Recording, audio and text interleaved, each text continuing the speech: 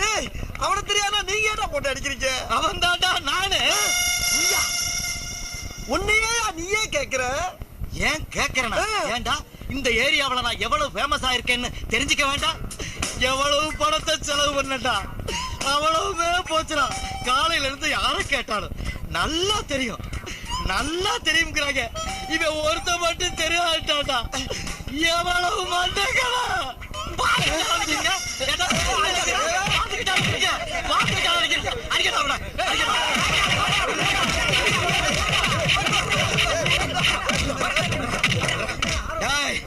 ஏண்டா நாளைக்கு வருவேன்டா. நீ தெரியாதுன்னு மட்டும் சொல்லி பாடுறா. இந்த வீட்டை குடி இருக்கிறத நான் பாக்குறேன்டா. டேய் கிளம்புங்கடா. அடுத்தது